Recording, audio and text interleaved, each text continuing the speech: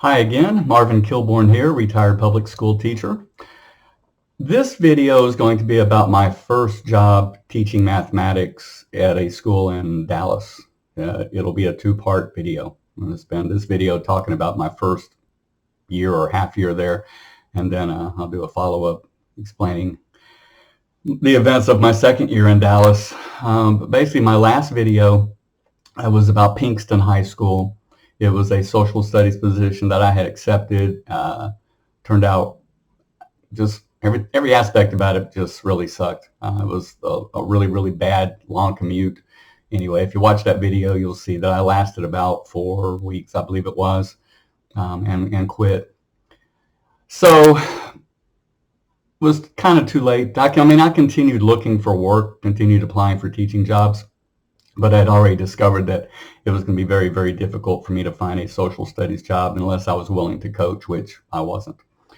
So I quit the Pinkston job and I needed to do something. So I took a job selling cars at Mike Pyle Mazda Jeep BMW. That dealership's closed now because this was back in 2007, 2006, 2008 actually. But anyway, sold cars for a year. Funny thing is if I was working solely for the money, I would have kept on selling cars because I certainly was making a whole heck of a lot more money selling cars than I would ever make teaching school.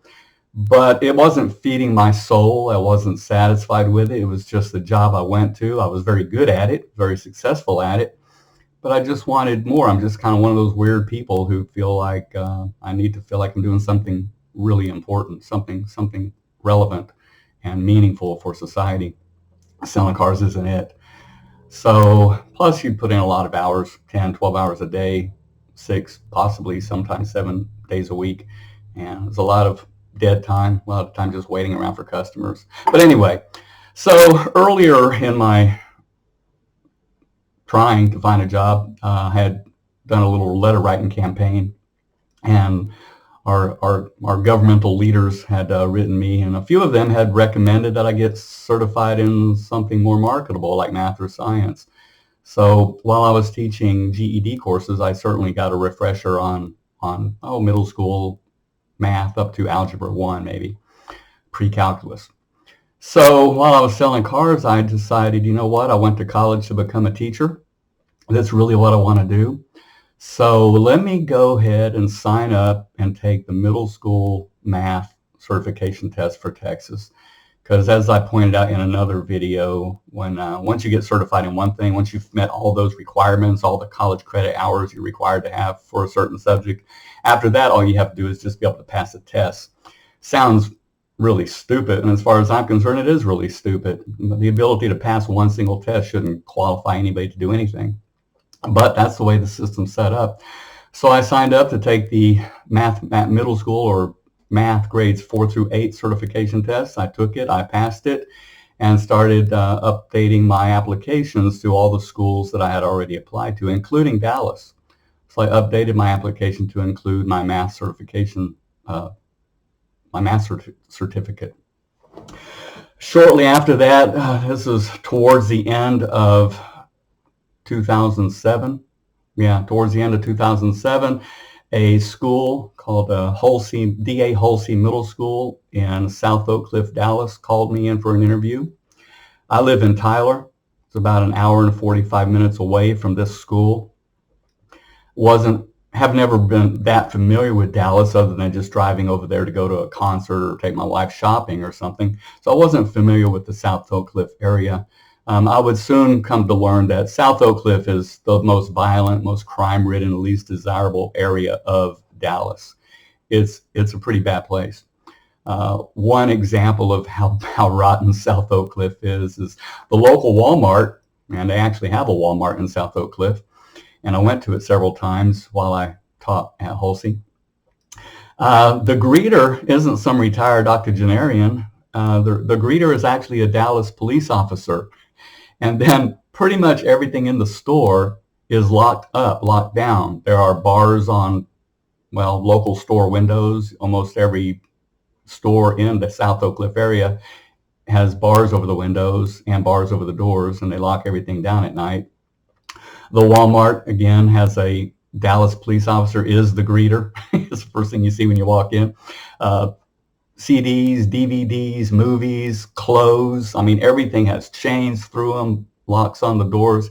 You can't really pick up too much and hold on to stuff at the South Oak Cliff Walmart because it's a bad area. But anyway, I got a call from Principal Roberto Ayala, asked me to come in for an interview. So I went in. This was again right before Christmas break. Went in for the interview. Two of his assistant principals are actually the ones who interviewed me. Talked to me for about an hour. The only questions they had, they didn't want to see my lessons. They didn't want to talk about really much of anything. For the whole hour, all they did was ask me questions about how I would handle classroom management, classroom behavior, classroom misbehavior, what I would do in certain situations. But basically, the entire hour had nothing to do with anything other than classroom disruptions and classroom misbehavior. I mean, I wanted a job. I was looking for a job, but that interview really should have told me something, should have told me what I was getting into, should I accept this job. At the end of the interview, they asked me if I'd be willing to hang around for another hour. They wanted to take me into a classroom and observe me teaching something. Well, that actually scared me a tad bit because I was just newly certified in mathematics. I didn't actually have any lessons prepared. But I said, sure, yeah, I can do that for you. So they take me up to this 8th grade math classroom, and they didn't observe me. They all left. There was actually a substitute teacher in there. I guess the main teacher was either gone, or actually I found out later they didn't even have one. All they had was subs. So they took me in there, and they took the sub out and just left me in there with all these kids. Now, a little background on Hulcy. It is in South Oak Cliff. It's a violent, crime-ridden area. The school itself has about 900 students in it, 85% black, 15% Hispanic. In my whole 2 years there, I only had 2 white kids, and the one white kid only lasted a few weeks. She left. The other white kid, this is funny. He claimed to be Mexican because I forget his name, but he was a neat kid. Actually, if you watch my Hulcy Middle School videos that I had posted earlier, check those out. They're fun. It'll show you some of the lessons and some of the activities that I designed for my 2nd year in Hulcy. But you'll see this one white kid, and he falls off a tricycle and says, "Mom, hi, Mom," or something. Anyway, he's a white kid, but he claimed to be Mexican. And I met his mother and his Mexican stepfather once, and the mother told me, "No, Mr. Kilborn, he's white. Actually his father's as white as you are. The boy, he dyes his hair black. He's actually blonde-headed, but he dyes his hair black and claims to be Mexican just to fit in at that school because, again, he was, at that time, the only white kid in the whole school. 900 kids, you're the only white kid. It was also, for me, my first experience being truly the minority. I mean, I grew up in a I grew up in a white neighborhood. I don't remember any blacks or Hispanics living near me. Grew up as a kid in a white neighborhood, and my first real exposure to multi-cultures, multi-ethnicities was certainly the military. You know, lots of blacks, lots of Hispanics, and a lot of whites. So I don't have a problem with other races. I just don't. I wasn't raised to think that way. But it was really interesting at Hulcy for the first time in my life. I mean, I was truly a minority. 900 kids, 85% black, 15% Hispanic. There were about 100 teachers there, pretty much all black teachers. We had one East Indian teacher, and I was one of only 4 white teachers in the entire building. So anyway, they had taken me up into this classroom and just left me alone to survive. And I did fine. Certainly the kids weren't, they didn't like just warm right up to me. Got to realize this area of Dallas, they're not seeing a whole bunch of white people anyway. And so they weren't super receptive.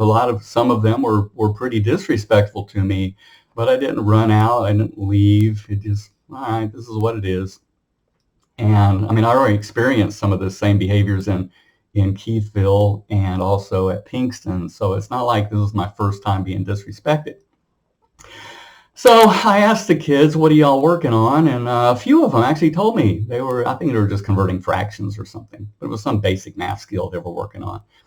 And they asked me if I could help them. So I said, sure. So we went to the blackboard, and I had a little group of these Black and Hispanic kids around me, and we were working problems on the blackboard. And I did that for that whole class period. Cool thing is towards the end of the class period or along the way, more and more of the kids actually came up to join our little group and work in math problems. So they really enjoyed it. At the end of the class, one of the assistant principals came back to get me. And the coolest thing was this little black girl said, "Sir, are you going to come back and help us some more?" I just laughed. I said, "Well, I hope so. I'm looking to work here." So anyway, the principal, he took me out. The assistant principal took me out. Basically, just told me he wanted to see how I would, if I would even last. He said it's pretty tough to find teachers to work here.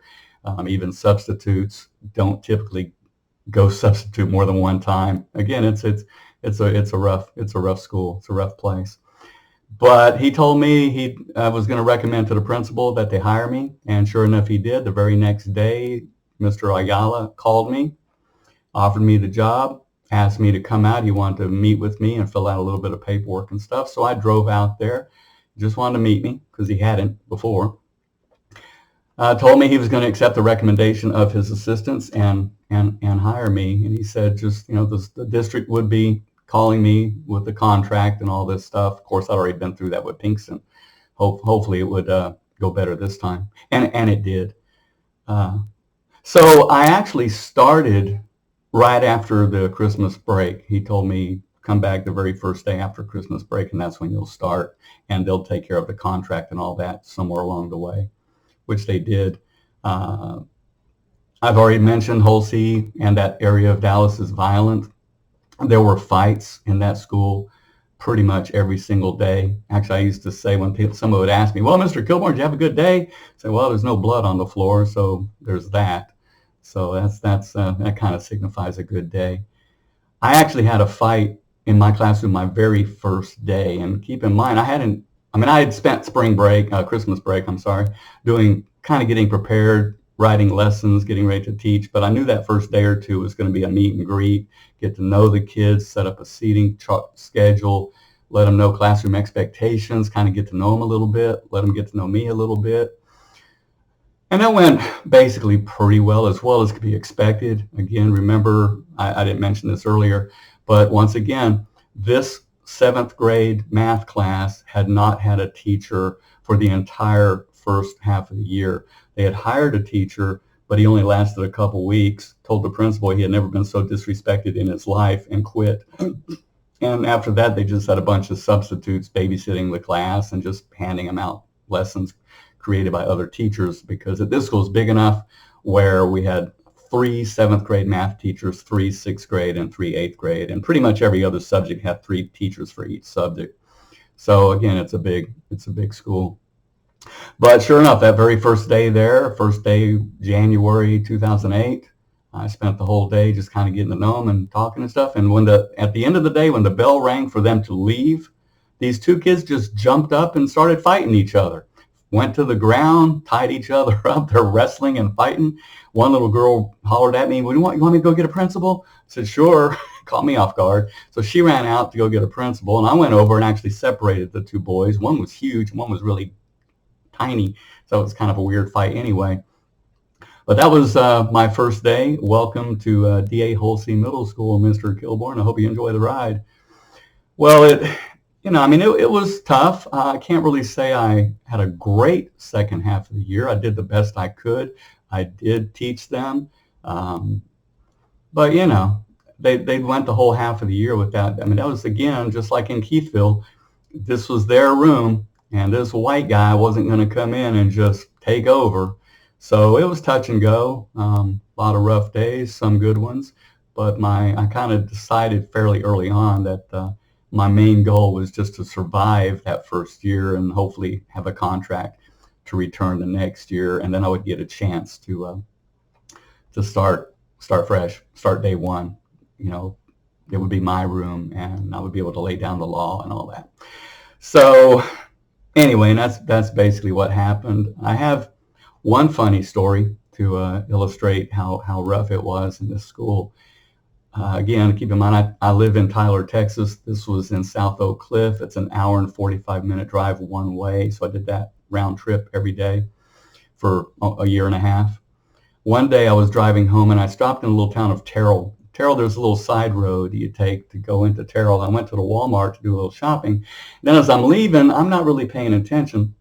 So I'm driving down the road, and I think the speed limit was like 40. And I was probably doing 45, 50, 55. Who knows how fast I was going. But then I see the highway patrol lights behind me. So I pull over, and the highway patrolman came up to me, asked, where are you going? Where are you coming from? What's my hurry? I'm sorry, you caught me. I wasn't even paying attention. And he asked me, what am I doing? I said, well, I teach school in Dallas, and I live in Tyler, so I'm just heading home. And I just went into the Terrell Walmart to do a little shopping on my way home. And he asked me, where did I teach school? I said, I teach D.A. Hulcy Middle School in South Oak Cliff, Dallas. And his face just kind of went, wow, really? And he said, do you have anything to prove that? Well, I just so happened to have my contract with me in the car, and also had my school badge that said D.A. Hulcy Middle School. So I showed him that stuff, and he goes, well, hold on. So he goes back to his car, and he's there for a few minutes, and he gets out, comes back, and he goes, Mr. Kilborn, he said, I had every intention on writing you a ticket today because you were doing 20 miles over the speed limit. So I'm sorry, I wasn't paying attention. But he said, I had every intention on writing you a ticket. He said, but you know what? I got a buddy that patrols the South Oak Cliff area. He said, God bless you. He said, I couldn't do what you do, and I just don't have the heart to give you a ticket. So that's kind of cool. Teaching in the worst performing, most violent middle school in all of Dallas saved me probably a couple $100 that day. So there's that. That was neat. It was also kind of just a funny story that I like to share. Well, so I finished out the year at Hulcy. It was weird too, is the day after the last day of school, all the teachers have to go back in to finalize grades and just take care of things without the kids being there. Mr. Ayala, the principal, he called me into his office, and he asked me, it was weird, he asked me how I feel about black people. That was a weird question. I've never been asked anything quite that stupid in my entire life, but basically I told him I don't have any problem with black people or any people of any other race. I served my country. I served in the military. I worked with all kinds of different people. I said, I don't have a problem with skin color. It's just a really stupid thing to have a problem with. But he said he had gotten a report that I talked down to my black students, and there was a concern that I might be racist towards my black students. So I asked him, I said, well, who's making this accusation against me? Because I don't want to say who brought this to me. I said, well, what are the specific allegations? What is it that I said that this person, whoever it is, and keep in mind, who would do this? Teachers are stuck in a room all by themselves with the kids. So if there was any complaint, it would have to be maybe one of my students complained to a teacher about something I said, because other teachers aren't in there watching me interact with the kids. But he said he didn't want to get into specifics as far as what the specific allegations were. Well, now I'm just kind of getting a little bit pissed. I've already signed my contract to return to next year, so that's not really the issue. But here I am for the first time in my life. Oh yeah, I didn't mention this earlier either. For the first time in my life, I was called the N-word. I wish I could just go ahead and say the stupid word. I don't understand what's the big deal there, but I won't. I'll just say it's the N-word. Two of my black students called me the N-word, and one of my my Mexican kids called me the N-word. First time in my life, never been called the N-word before, and have never been called the N-word since teaching school at D.A. Hulcy Middle School. First time, this young black girl said, basically, N-word, better get off me or get back off me. She didn't want me talking to her. And I just kind of backed up and just laughed, because it was just, wow, I'm an N-word. That's kind of hard. Yeah, I don't know. It's just, you got to laugh at it because it's just so stupid. And the way they like to throw that word around, it apparently doesn't bother them as much as they like to claim it bothers them. So anyways, but back to Ayala. He told me that he didn't want to tell me who made the allegation. and didn't want to tell me even what the specific allegations were. So I just said, well, sir, I'm an American, this is America. I have a right to face my accusers. I have a right to know what the specific allegations or charges against me are. And if you're not willing to share that stuff with me, then please don't bother me with this again. And went home and enjoyed the summer. And I did go back the next year. My next video will be about my second year, my first full year in at DA Hulcy Middle School. And oh yeah, there's one other thing I forgot to mention. Hulcy Middle School was so violent that it was so difficult for the district to find and keep teachers that they actually paid me a $6,000 bonus just for accepting the job. Crazy. So I got paid really well in Dallas. I got a $4,000 bonus for teaching math, and I got an additional $6,000 for accepting a job in the most undesirable middle school out of 38 in all of Dallas. All right. With that, my next video, I'll explain some experiences I had in my second full year and final year at Hulcy. I'll explain something that was really kind of sad and bad that happened that forced me to have an experience with the Dallas ISD disciplinary facility. And I'll explain what happened there. It was really stupid. But it also, for anybody thinking about becoming a teacher, it will also be kind of I'm trying to warn you. Teachers are accused of stuff all the time, and teachers are treated like they're guilty of whatever they're being accused of until some investigation is done. But I'll get more into that in my next video. With that, for watching my videos, as always, I appreciate it. Until next time, bye-bye.